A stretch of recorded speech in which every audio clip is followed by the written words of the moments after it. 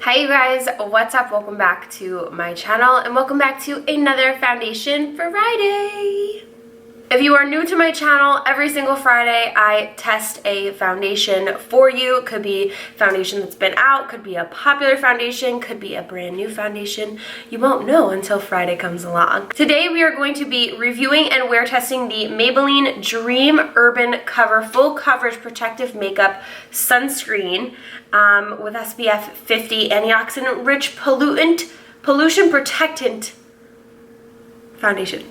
So if you'd like to see my review and wear test on this brand new foundation, then just keep on watching.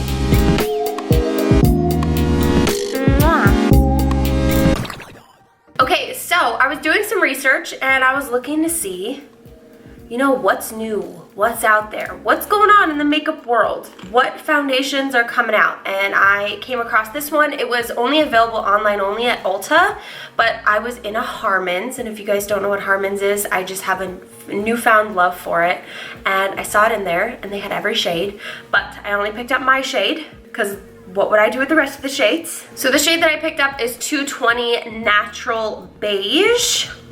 Your girl's a little tanner these days, but let's go to town and see what we think. It's got a really cool applicator. I actually kind of like this. So right off the bat, has a weird smell. Right off the bat, I can definitely tell that this is gonna be a much lighter coverage. I don't know, I kind of expected it, or Dream Urban Cover. I don't know, does that, and then it says full coverage after that. Doesn't that sound kind of full coverage to you? I'm getting like BB cream type coverage, which isn't a bad thing because it looks good so far. I'm gonna try applying with a sponge in a sec. So definitely comes out a little bit more full coverage when you apply with a sponge or apply like an additional layer.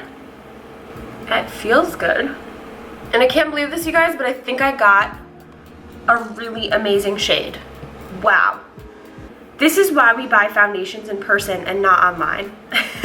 They say that the online shopping market's gonna take over, and I'm sure it is, but girl, I don't know how we match foundations through a screen. All right, guys, we got the foundation on. Come in a little closer. So all is good. I think we got the color pretty down pat, and it looks good. It looks definitely more hydrating. I wouldn't agree with the fact that it says it's full coverage. I'm just not seeing, compared to other foundations that are considered full coverage, I can't say that I can consider this one full coverage, but it definitely covers, you know, what I want it to cover, like any acne scars that I have, just anything for that matter. I do see kind of like a little bit of texture, but I think that's just kind of me being self-conscious about my skin because I really haven't put foundation on in a while. I don't know, I kind of like it so far. It definitely feels light. Again, only thing I would say is that I wouldn't consider this full coverage for me. I would say this is medium coverage. It definitely seems like it is buildable. And I think I like the application of this better with a sponge, but usually I like application of anything with a sponge.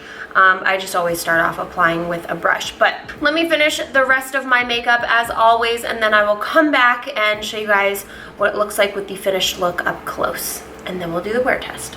Hi guys, I'm back. Zooming you right in. All right, so I got this foundation on. Well, let's chat. As I kind of mentioned, necessary? So as I mentioned, as I was putting this foundation on, it did look a little textured, but I really wasn't sure, I guess. Now I'm sure that there's definitely a little bit of texture going on. Usually my go-to primer is the Blur Stick from Milk Makeup, and that helps me with getting rid of any texture and kind of smoothing out the skin. This time, not so much. There is a bit of texture right here, Again, I kind of like to look at foundations as a whole, so that texture, though it is bothering me a little bit along with like my wrinkles here, it's not deterring me like away from wanting to use this foundation again.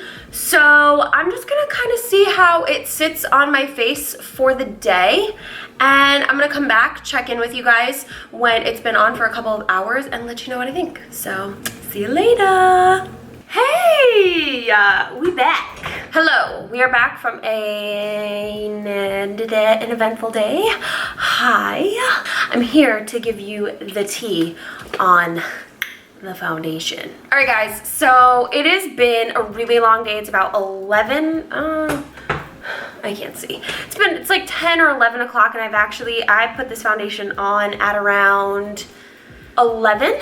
Been almost 12 hours, long time for me to keep a foundation on, but we kept it on for that long. Here's the face as a whole. As you can see, it definitely got a little bit oily. I was actually just looking in the mirror and I was looking at myself and I'm like, I kind of actually look a little pale, which is very weird because I've never had a foundation do that to me, I guess, unless I've just completely gotten the wrong color in its entirety. This is definitely looking a little, like the color's not bad. It's not bad. I just felt like I looked in the mirror. I was like, yeah, you look a little pale, girl. But this foundation definitely got oily on my forehead. And if you got some crazy long hair like mine, I don't know if you've ever had this happen. You have one piece of hair that gets stuck in some weird way on your forehead.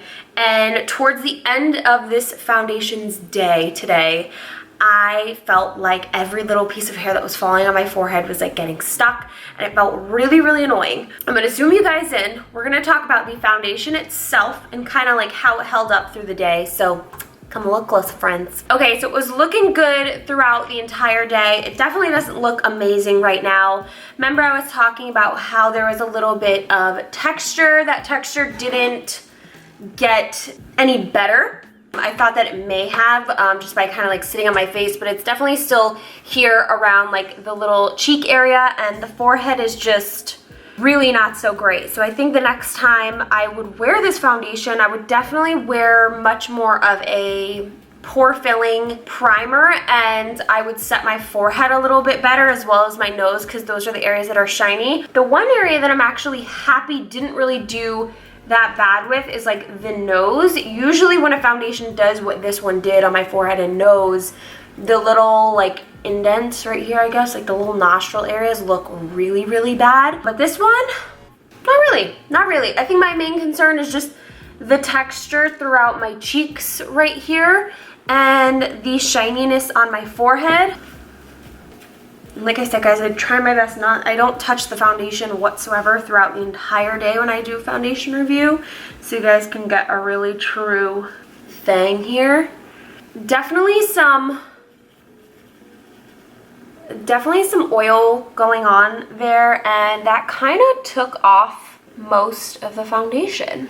Love that this has SPF 50 in it. Is it full coverage? I don't think so. Would I wear it again? Yeah, probably I would wear it again because I did feel like the color was a really good match. I might apply it in a different way and just use different products and use different techniques with it. Like I said, like just setting maybe the forehead a little bit more. And I actually might use more of this foundation than too little. I feel like sometimes when you use too little of a foundation, it doesn't give you the right amount of coverage, to the point where it kind of looks a little splotchy. I would definitely recommend this foundation for someone that maybe is combination skin, possibly to a little more dry. It doesn't say exactly who it is meant for. It's just, the focus of this foundation is that it's formulated with antioxidants to help protect skin from environmental aggressors, which I don't really have a way of like proving that to you guys, but it was hot today. I'm not burnt. And it stayed, for the most part, though it did get oily and a little bit of texture, it stayed on for 12 hours. So I definitely see that as a plus. So like I said, I'll probably use this foundation again, just maybe with some different primers and different products topping it off, and maybe just a little bit of a different technique now that I kind of am more familiar with what this foundation feels like and how it reacts like on my skin. I urge you guys to try it. I found it at Harmon's for only $10. At Ulta, I think it's a little bit more, 13, 14, 15. Probably same thing at like Walgreens or any other stores that may sell it. Try it, see what you think about it. I'm curious to hear you guys' thoughts. So if you do give the new Dream Urban Cover a try from Maybelline, let me know your thoughts about it down below and how it worked with your specific skin type. That's all I got for today's Foundation Friday. I hope you guys enjoyed it. Thanks for tuning in and watching with me. And if you want to see the whole look that I created, I did this look with the MAC Electric Wonder collection, so make sure to go and find that video on my channel if you're curious on how I got this look. But that's all I have for today. Thank you guys again for watching and tuning in. As always, make sure to subscribe to me right here in the center of the screen. Make sure to click the notification bell so you don't miss out on anything, and check out all my other videos and Foundation Fridays here on the side.